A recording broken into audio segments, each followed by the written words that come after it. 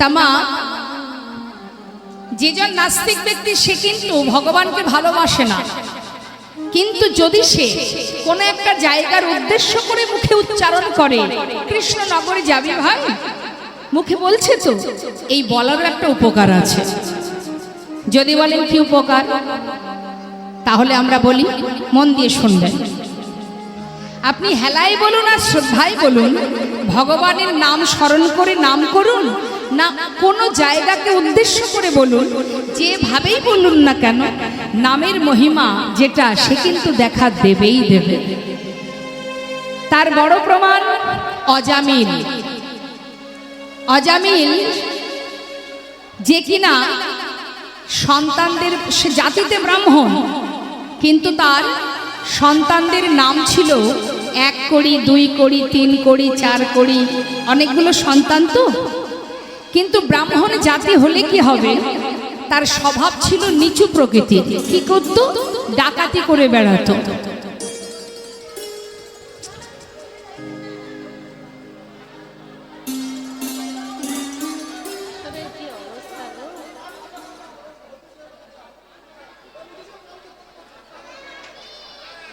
হরি বল হরি বল। বাবা কোথায় যাবেন, কোথায় যাবেন, ওইদিকে যাবেন? খুব সমস্যা। ঠিক আছে ঠিক আছে, আপনারা যান, কোথায় যাবেন যান। যারা যারা বসে আছেন অন্তত আপনারা একটু চুপ করে থাকুন, এত চিৎকার হলে মুশকিল। সেটাই তো দেখছি।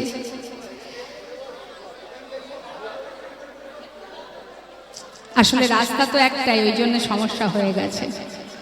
বুঝতে পারছি।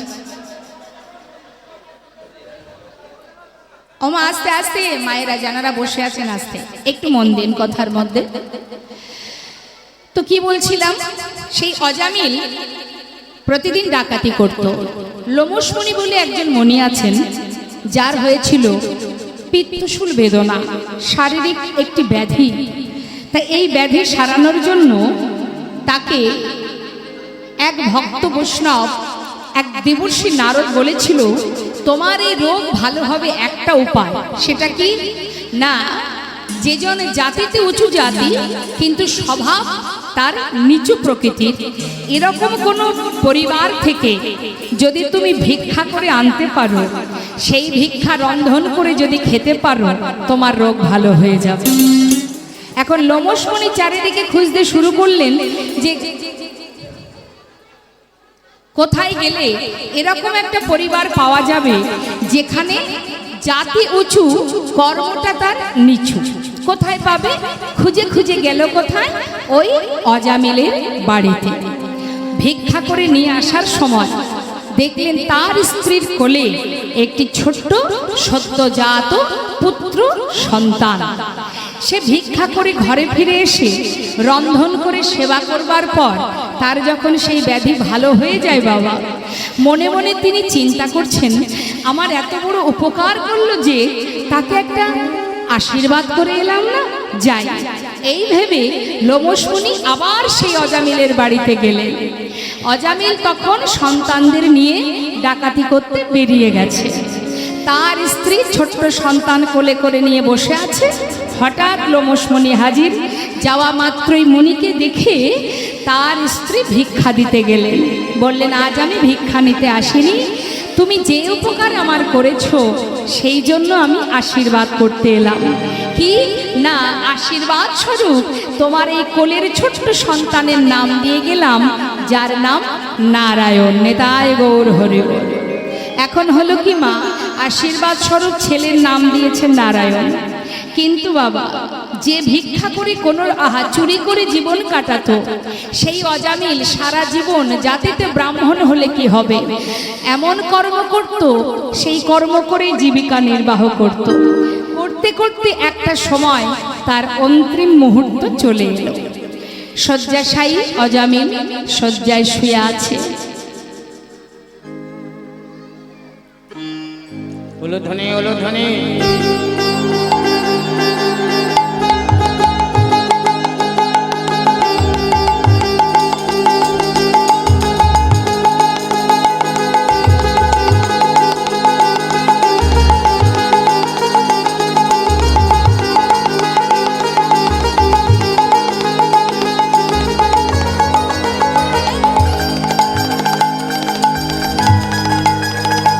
উলুধ্বনি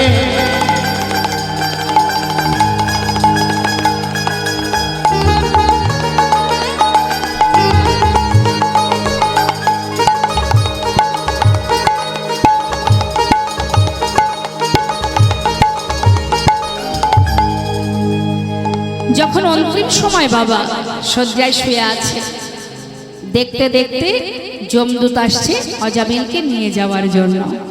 কারণ সারা জীবন তো অপরাধ করেছে।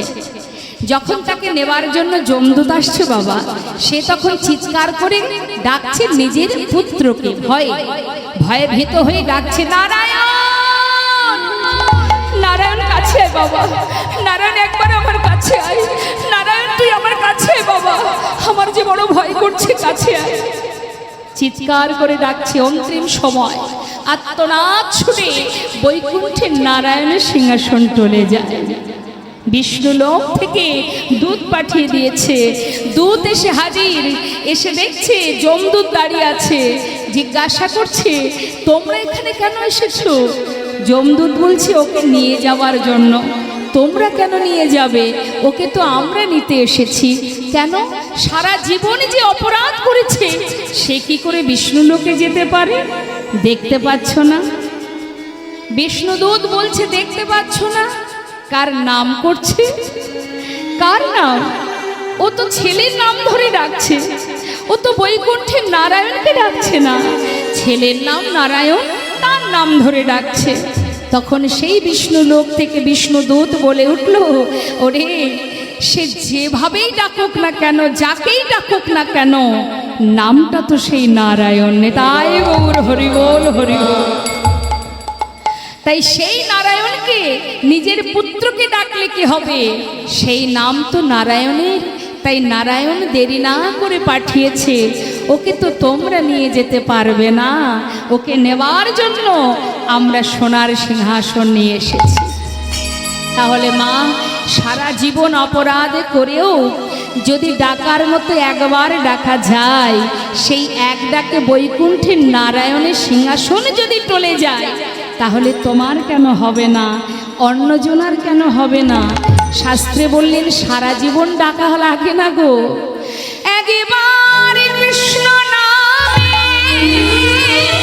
যত পাপে হরে, জীবের সাধ্য নাই, জীবে তত পাপে করে।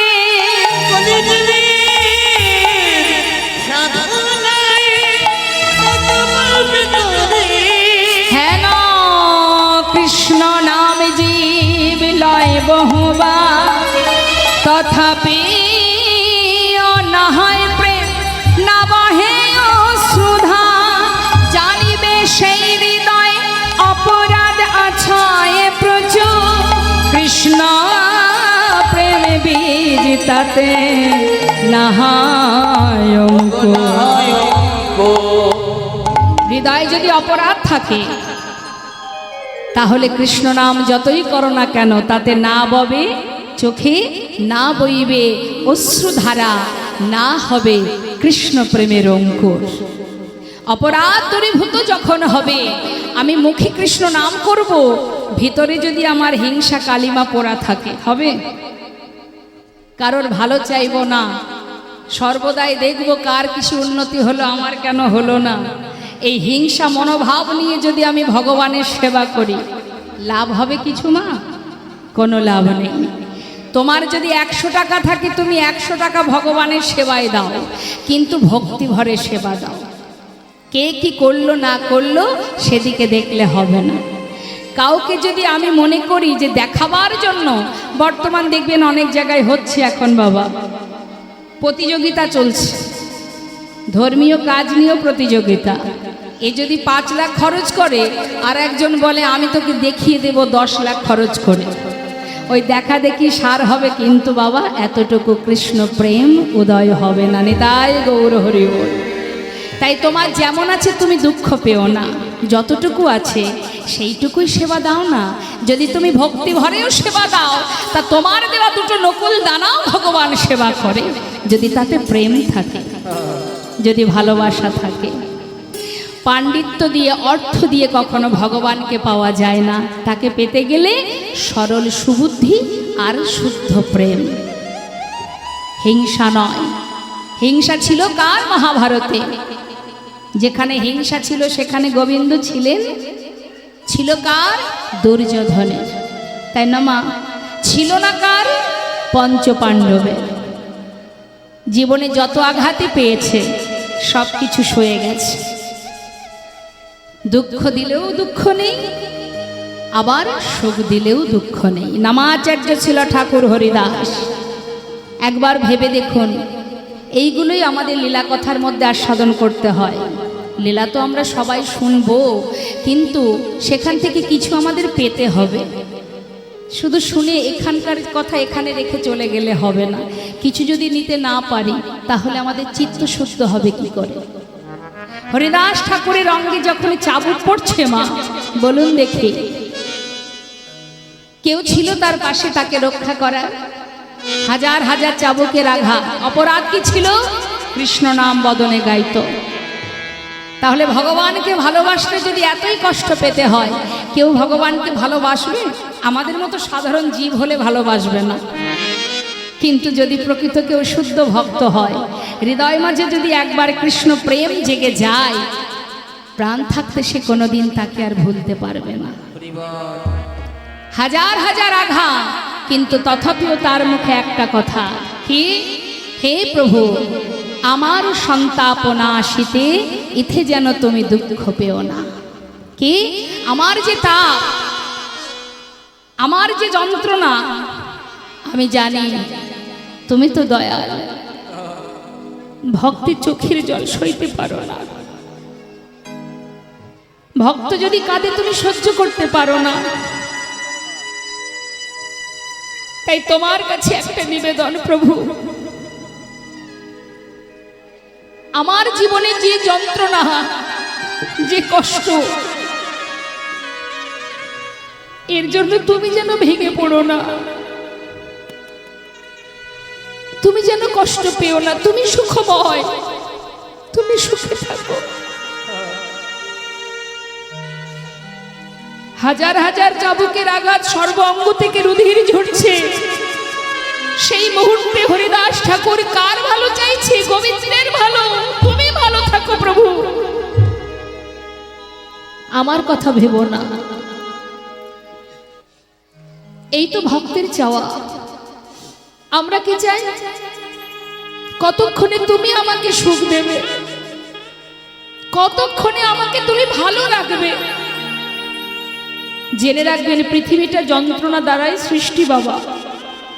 পৃথিবীতে মনুষ্যকুলেই জন্ম বলুন, পশুকুলে, কীটকুলে, যে কুলেই জন্ম হোক না কেন, পৃথিবী মানেই যন্ত্রদায়ক, পৃথিবী মানেই যন্ত্রণা দ্বারাই সৃষ্টি। এখানে কোনোদিন কেউ সারা জীবন সুখে থাকবে এ কামনা নিয়ে যদি কেউ এসে থাকে, তার সারা জীবন কাঁদতেই হবে। ছিলাম ভগবানের চরণে, পায়ে ধরে কেঁদেছিলাম, পাঠাও না প্রভু। পৃথিবীতে কত সুখ, কত আনন্দ, কত সুন্দর বিচিত্রময়, কত রং বেরঙের পরিবেশ, এত আনন্দ, এত আলো, এত সুখ, এত শান্তি।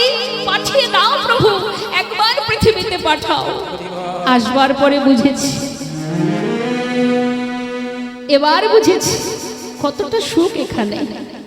কিন্তু যাওয়া যাওয়া বললেই তো যাওয়া হবে না মা। 84 লক্ষ জনই ভ্রমণ করো, তারপরে তো তোমার কর্ম যদি সঠিক হয় তবে তো তুমি যেতে পারবে, না হলে আর যেতে পারবে না। আবার তোমাকে এই বিশ্ব ব্রহ্মাণ্ড ভ্রমণ করে বেড়াতে হবে। একমাত্র দুর্লভ জনম হলেই মানব জনম, যে জনমে হরি বলে, হরি নাম করে অতি সহজে গোলক ধামে পৌঁছানো যায়। তাই গৌর হরি বল। কি আছে কলিযুগে? শাস্ত্রে বললেন, কৃত্যে যধ্যায়তে বিষ্ণু ত্রেতায় যজ্জতে মোক্ষ, দা পরে পরিচর্যং কলো তদ্ধরি সংকীর্তন। তুমি ভাবছো আমি শাস্ত্র পড়তে পারি না, আমার শিক্ষা নেই, প্রয়োজন নেই। জেনে রাখবেন মা, বৃন্দাবনের আলাভোলা গোয়ালিনী যারা, যারা এক মুহূর্তের জন্য গোবিন্দকে ছাড়া থাকতে পারতো না, তারা কি পাণ্ডিত্য দিয়ে, বিদ্যা বুদ্ধি দিয়ে গোবিন্দকে ভালোবাসতেন? হৃদয় দিয়ে। যার কারণে শাস্ত্রে বললেন, পৃথিবীতে যত জায়গায় যান না কেন আপনি, শাস্ত্রে বললেন শ্রেষ্ঠ প্রেম ব্রজ প্রেম। কেন? ব্রজবাসী আলাভোলা গোয়ালিনী, তারা অন্তর দিয়ে গোবিন্দকে ভালোবাসতেন। এই দেহ তোমার দেহ, তুমি শুধু আমার, আমি তোমার। এটাই ছিল তাদের মন্ত্র। কি? আজ থেকে আমি তোমার, তুমি আমার। আহা, আর কিছু নয়। তাই তো রাম ভক্ত তুলসী দাস তিনি কত সুন্দর বলছেন, আমরা একটু মন দেব কথার মধ্যে। কি বলছে? বলছে একবার নিজেকে জিজ্ঞাসা করো, কে তুমি? তুমি এসেছো কোথা থেকে? কি তোমার করণীয়? কি বলছে? মন কি তরঙ্গ মার লো, বস হো গয়া ভজন। মানে মানে কি তরঙ্গ মার লো, মানে বলছে মনের চঞ্চলতাকে স্থির করো। আমরা বড় চঞ্চল, আমাদের মনে স্থির কি বাবা? সর্বদাই চঞ্চল মা। তা মনকে যত সময় আমরা স্থির না করব, তত সময় আমি আমাকে চিনতে পারবো না, তাই না? আর কি বলছে? আদত বুরি সুধার লো, বস হো গয়া ভজন। আদত বুরি সুধার লো। আদত মানে খারাপ যত চিন্তা ভাবনা আছে, বুড়ি মানে খারাপ, যত রকমের খারাপ আমাদের ভাবনা চিন্তা আছে সেগুলোকে শুধরে নাও। খারাপ যে অভ্যাস, সেগুলোকে যেদিন আমরা শুধরাতে পারবো, সেই দিনই বাস হো গয়া ভজন, আমাদের ভজনের পথ আমরা খুঁজে পাব। রাম ভক্ত তুলসী দাস আরো বলছেন, আয়ে হো তুম কাহা সে और जाओगे कहाँ, इतना दिल विचार लो, बस हो गया भजन। কোথা থেকে এসেছি, কোথায় যাব? যেদিন আমি আমাকে চিনতে পারবো, সেদিন আমি আমার গোবিন্দকে চিনতে পারবো। আগে নিজেকে চিনতে হবে, আমি কে? আমি মানে কি? হরে কৃষ্ণ। আমি মানে কোনটা বলুন? এই দেহটা কি আমি বাবা? না, খুব গভীরভাবে বুঝতে হবে কথাগুলো মা। এই দেহটা কিন্তু আমি নই, এটা আমার দেহ, তাই তো? তাই তো বলি, দেহটা তো আর আমি নই। হাত পা চোখ কান এগুলো তো আর আমি নই, আমার। হাত আমার, পা আমার, চোখ আমার, দেহটা আমার। তাহলে আমি কোথায়? এই দেহের মধ্যে আমি কোথায় আছি? আমি মানে কি? দেখা যায় যার কোনো রং নেই, যার কোনো মৃত্যু নেই, শ্বাস, সূক্ষ্ম আত্মা, যে হলো আমি। শ্বাস আছে, আমি আছি। যেদিন আমি থাকবো না, এই দেহটা থাকবে, আমি চলে যাব। নিতাই গৌর হরি বল, হরি বল। তাহলে পৃথিবীতে আমার বলতে সবই আছে, কিন্তু আমি কখন চলে যাব কেউ জানে না। বৈষ্ণব মহাজন বললেন, ওরে জীব, যাদেরকে আপন করে বসে আছো, তারা কিন্তু তোমার আপন নয়। কাতব কান্তাকাস্তে পুত্র সংসারয় বতিব বিচিত্র, নলিনী জলগত তরলং তদ্বদতি সচত।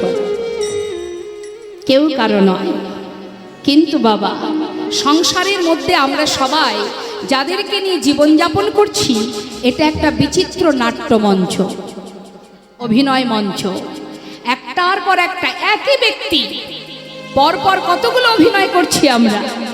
কখনো কারোর কন্যা ছিলাম, কখনো কারোর স্ত্রী হলাম, কখনো কারোর মা হলাম। একটার পর একটা অভিনয় চলছে, কিন্তু এই অভিনয় তো শেষ হবে, আবার আমাদের ফিরে যেতে হবে। আর যখন আমি ফিরে যাব, সেখানে গিয়ে বিচার সভায় বিচার দিতে হবে, মনুষ্যকুলে জন্ম পেয়ে করেছোটা কি? হরি বলেছ, সেবা দিয়েছ, হাত পেয়েছো, বলবার শক্তি পেয়েছো, দেখবার নয়নে পেয়েছো, ধরে রাখার হৃদয় পেয়েছো, কি করেছো? সেই কথা চিন্তা করেই আমাদের উচিত সাধু গুরু বৈষ্ণবের সঙ্গ করো, বদনে হরি নাম জপ করো, কৃষ্ণ নাম করো। মহাজন বললেন, অপবিত্র পবিত্র বা সর্ববস্তাঙ্গত পেবা যশরি পুণ্ডরিকাক্ষ সবার অভ্যন্তর সূচি। যখনই হরিকে স্মরণ করবেন সঙ্গে সঙ্গে ভিতর বাহির আপনার পবিত্র হয়ে যাবে। আলাদা করে শুদ্ধ বসন করব তবে ভগবানের নাম করব এরকম কোনো নিয়ম নেই। যখনই বদনে হরিকে উচ্চারণ করা হবে তখনই ভিতর বাহির পবিত্র হয়ে যাবে। তো আজ আমি বলবো এই সুন্দর হরিবা আসরে সবাই মিলে আমরা একবার মহামন্ত্র জপ করব। দেখি সবাই মিলে একবার হাত তুলুন, জোরে জোরে গাইবেন। দেখুন ঝুলন আজকে থেকে শুরু হয়েছে, এটা আমাদের একটা আনন্দের দিন, আবার সেই সঙ্গে একাদশী, দুয়ে মিলে একটা ভালো দিন, তাই তো? শুভ দিন। এখানে অনেক সাধুগুরু বৈষ্ণব আছে। সাধুগুরু বৈষ্ণব আপনি চিনবেন কি করে? যদি বলেন কোনটা সাধু বুঝবো কি করে? হরি বল। বাবা দেখুন মা, যেখানে ফুটবল খেলা হয়, যারা খেলা ভালোবাসে তারা সেই ময়দানে চলে যায়, তাই তো? যারা ফাংশন ভালোবাসে, হাঙ্গামা যেখানে হয়, দল বেঁধে দেখবেন হাঙ্গামার ভক্ত যারা সেখানে হাঙ্গামা করতে চলে যায়। আর যারা হরিকে ভালোবাসে তারাই আসে হরিবা আসরে। নিতাই গৌর হরি বল হরি বল। সে 5 মিনিট হোক, হয়তো বিশেষ কারণবশত তার বেশি সময় শোনা হয় না, 5 মিনিট দাঁড়িয়ে শুনুক আর 2 ঘন্টায় দাঁড়িয়ে শুনুক, যেই আসে হরিবাসরে, হরিকে ভালো না বাসলে সে কোনোদিন এই হরিবাসরে আসবে না। আর সেখান থেকেই প্রমাণ হয় এখানে যে সকল ভক্তরা আপনারা বসে আছেন তারাই প্রকৃত শুদ্ধ ভক্ত। নিতাই গৌর হরি বল হরি বল। তাই আপনাদের ভালোবাসা মাথায় নিয়ে নাম করব প্রভুর নাম, আপনারা সবাই মিলে হরি নাম গাইবেন। হরে কৃষ্ণ ঠিক আছে, সবাই গাইবেন কিন্তু হাত তুলে। হরে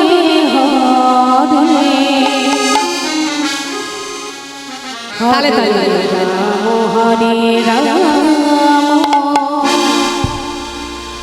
রাম রাম হরে হরে। সবাই মিলে হরে কৃষ্ণ।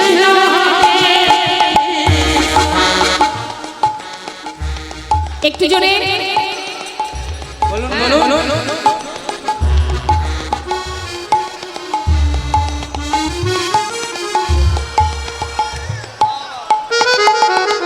হরি বল। হরে কৃষ্ণ। আগে পরে হলে হবে না, একসঙ্গে গাইতে হবে, তালে মারতে হবে, বেতালে নয়। হাত তুলে তুলুন, সবাই মিলে হাতে তালি দিয়ে। যার মধ্যে কৃষ্ণ প্রেম আছে আমার বিশ্বাস সে চুপচাপ বসে থাকবে না, অবশ্যই হরি নাম করবে। 2 হাত তুলে হাতে তালি দিয়ে একসঙ্গে। হ্যাঁ, হরে কৃষ্ণ কৃষ্ণ কৃষ্ণ হরে হরে, হরে রাম রাম রাম হরে হরে, হরে কৃষ্ণ কৃষ্ণ।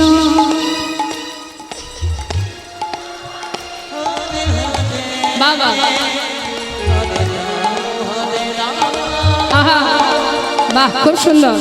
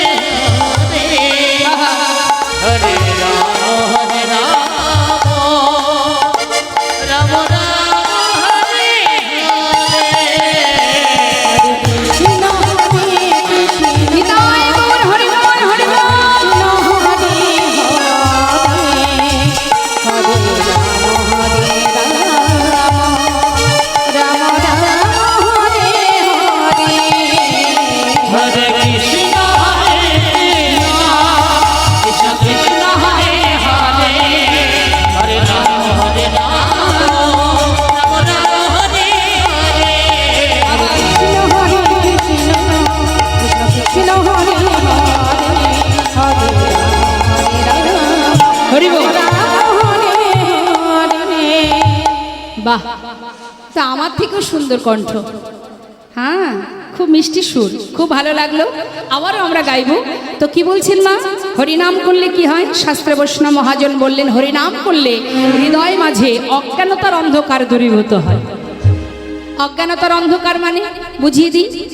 হরিনাম যদি বারবার গাওয়া হয় বা শ্রবণ করা হয়, কি হয়? অজ্ঞানতার অন্ধকার দূরীভূত হয়ে যায়, শাস্ত্রে বলছে। তা মা, এটা যদি আমরা শাস্ত্র থেকে পাই, তাহলে কি আমরা ভাববো যে আমরা সবাই অজ্ঞান হয়ে আছি? কি আমরা কি অজ্ঞান? বাবা, আমরা কি অজ্ঞান হয়ে আছি? আমরা সজ্ঞানে আছি তো? কেউ তো অজ্ঞান নই। বেশ, তাহলে এবার বলুন দেখি, আপনার বাড়ি কোথায়? আপনার বাড়ি এখানেই, মাধবপুরে। বাহ, তাহলে আপনার বাড়ি মাধবপুর। এর আগে আপনি কোথায় থাকতেন?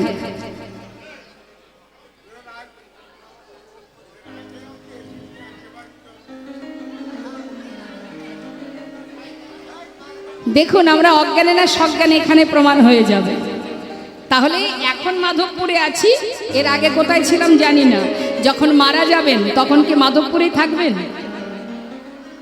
জানি না কোথায় থাকবো, তাই তো? তাহলে আমরা যদি আমাদের কেউ ঠিকানা জিজ্ঞাসা করে, আমরা বলে দিই এটা আমার ঠিকানা, তাই তো? কিন্তু সেটা কি সত্যিই আমার ঠিকানা? এ তো দুদিনের ঠিকানা। দেখতে তো পাচ্ছেন কি অবস্থা চারিদিকে। কখন কে চলে যাব বাবা। আসার সময় সবাই এসেছিলাম, যাবার লাইনে সবাই দাঁড়িয়ে আছে, এখন শুধু যাবার পালামা। কখন যে কাকে ডেকে নেবে কেউ জানে না। তাহলে যেখানে যাব সেটাই তো আমার ঠিকানা। এটা আমার ঠিকানা হবে কি করে? এখানে আমাদের আশা কেন বাবা? কথা দিয়েছিলাম আর চেয়েছিলাম, পায়ে ধরে কেঁদেছিলাম যে মানবকুলে জনম দাও, মনুষ্যকুলে জনম দাও, ভবে গিয়ে তোমার নাম গুণগুণ কীর্তন করব। তাই পেয়েছি। কৃষ্ণ ভজিবার তরে সংসারে আইনু, মিছে মায়ায় বদ্ধ হয়ে বৃক্ষ সম হইন। তাহলে এসেছিলাম কেন? কৃষ্ণ ভজন করব বলে। সে তো আর হলো না। হলো কি? ভগবানের দাস না হয়ে হলাম সবাই মায়ার দাস। তাই প্রকৃত আমরা সবাই জ্ঞান শূন্য হয়ে অজ্ঞান হয়ে পড়ে আছি। প্রকৃত জ্ঞান তখনই হবে যখন তুমি হরিকে ভালোবাসতে পারবে না। তাই হরি, তাই বলছে হরিনাম করলে জীবের অজ্ঞানতার অন্ধকার দূরীভূত হয়, হৃদয় মাঝে কৃষ্ণ প্রেমের উদয় হয়। তাই বৈষ্ণব মহাজন বললেন, জীবের দ্বারে দ্বারে হরিনাম দাও, হরিনাম দ্বারাই কলিহত জীবের উদ্ধার। এ তৃণ ভুবনে আনন্দে ভরিল, ভুবনে আনন্দে ভরিল, এ তৃণ ভুবনে আনন্দে ভরিল, উঠিল মঙ্গল ভুবনে আনন্দে ভরিল, উঠিল মঙ্গল। কহে প্রেমানন্দে এমন গৌরঙ্গে, কহে প্রেমানন্দে এমন গৌরঙ্গে, মহে প্রেমানন্দে এমন গৌরাঙ্গে, রতি না ঝলমিল,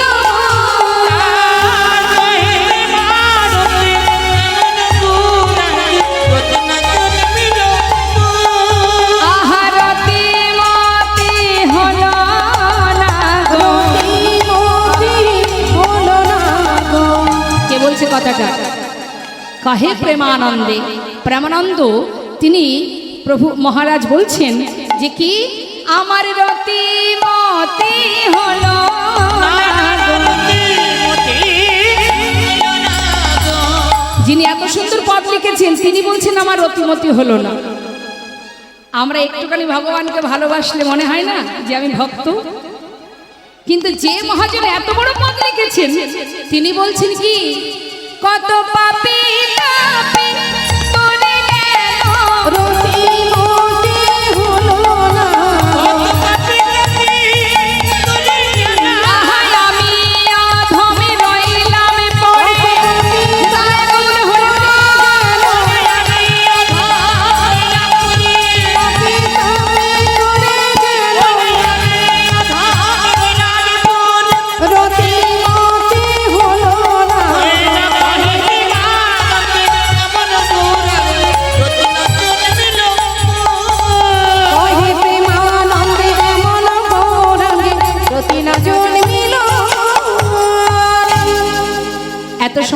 কথা শুনলাম গৌর চন্দ্রিকার মধ্যে দিয়ে। এবার আমরা লীলা কথায় যাব। চলুন তার আগে আমরা সবাই মিলে নিতাই গৌরে জয়ধ্বনি করি, একটি ভজন শুনতে শুনতে আমরা লীলায় প্রবেশ করি। আসার সময় এক বোনের আবদার ছিল একটি ভজন শুনবে, গৌরের ভজন। তো সেই ভজনটা গাইতে গাইতেই আমরা নবদ্বীপ লীলায় প্রবেশ করব। কেমন? জয় রাধেশ্যাম, জয় নিতাই, জয় গৌর। সুরধ্বনির কিনারা আচ্ছা সোনার নূপুর দিয়া পা তাই নাকি? নাচিলা গরি গো সুন্দর গৌরাঙ্গরা। ওই না শুধু ধনের ঠিকানা, সোনারপুর দিয়া পায়, সিঙ্গাপুরি গো, বারাকুরা। আহা সুরধ্বনির কিনারা সোনার নূপুর দিয়া পা নাচিলা গরি গো সুন্দর গৌরাঙ্গরা। সুরধনির কিনারায় সোনার দিয়া পায়, নাচে না করি গো সুন্দর গৌরাঙ্গরায়। আহা সুন্দর, আহা সুন্দর, দেখো দেখো সুন্দর গৌরাঙ্গরা। না করি গো সুন্দর গৌরাঙ্গরায়। ওই না শুধু ধনের ঠিকানা, সোনারপুর দিয়া পায়, সিঙ্গাপুরি গো, বারাকুরা। গৌরহরি জয় আমাদের রামজি জয়।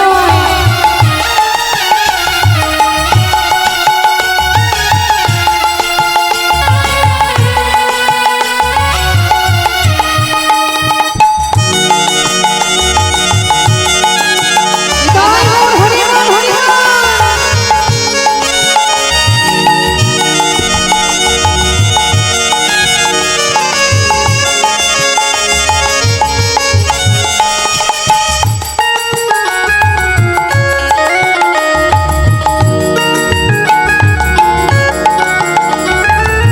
সুন্দর কপালে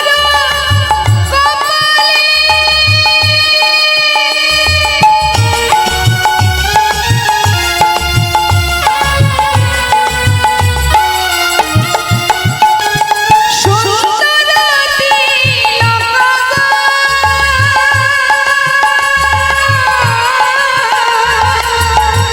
ওই সুন্দর কপালে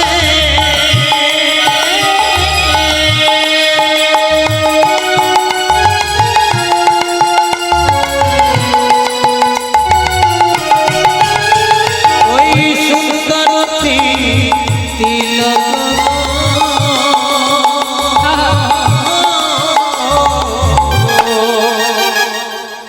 সুন্দর কপালে সুন্দর তিলক। আমরা কখনো কখনো ভাবি আমি মনে হয় বেশি সুন্দর, আমরা সবাই ভাবি, তাই না মা? কিন্তু যে রূপ দেখলে ত্রিভুবন ভুলে যায় সেই তো প্রকৃত রূপ।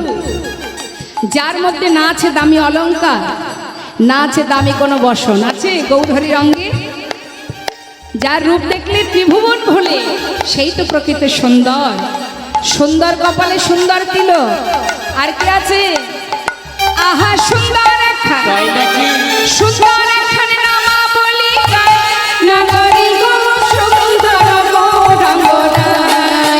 ওই শুধু ধনের ঠিকানা, সোনারপুর দিয়া পায়, সিঙ্গাপুরি গো, বারাকুরা।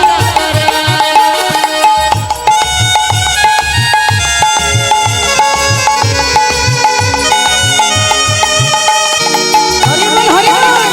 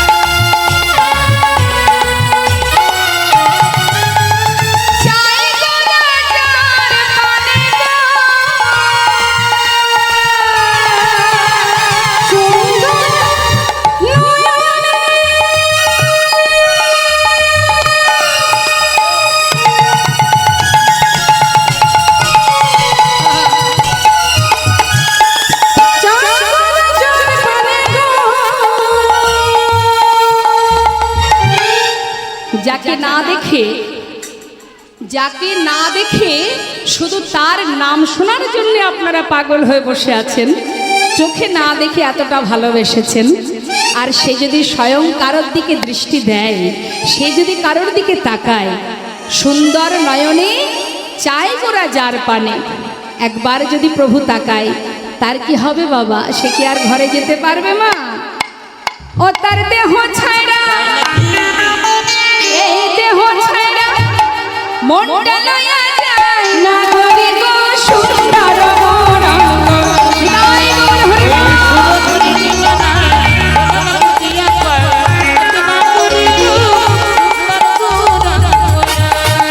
আহা সুন্দর গৌরাঙ্গ রে।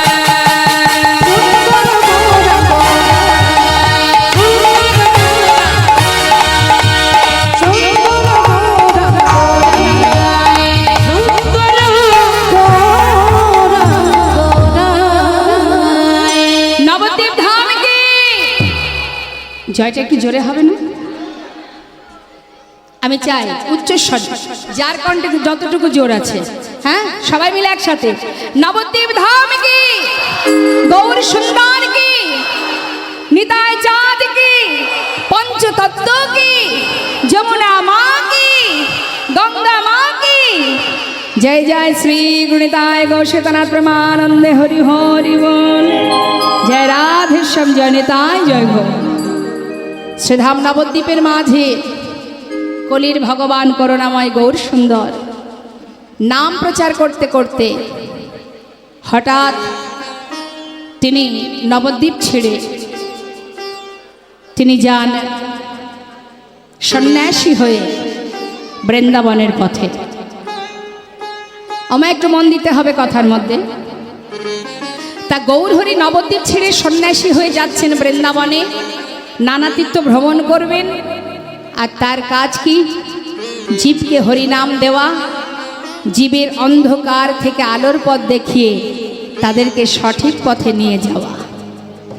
তাই তিনি যখন সন্ন্যাসী হয়ে পথে যাত্রা করেছেন, সেই সময় বাবা মা সচিমা গঙ্গার জলে প্রাণ বিসর্জন করতে যান। তখন নিত্যানন্দ প্রভু কথা দিয়েছিলেন মাকে, মা তুমি কেঁদো না, প্রাণ ত্যাগ করো না, আমি কথা দিচ্ছি ভাই যেখানেই যা ওকে ধরে নিয়ে আসবো। তাই গৌরহরিকে ধরে নিয়ে এসেছিল কোথায়? অদ্বৈত আচার্য প্রভুর গৃহে। অমা অদ্বৈত আচার্যকে দাপর যুগে কে ছিলেন? অদ্বৈত প্রভু দাপর যুগে কে ছিলেন জানেন? কলিযুগের অদ্বৈত আচার্য যিনি দাপরে ছিলেন, একদম। ওমা মনটা কোন দিকে? বললাম, আগেই বলেছি মন বড় চঞ্চল, এই মনে কি কৃষ্ণ ভজন হবে?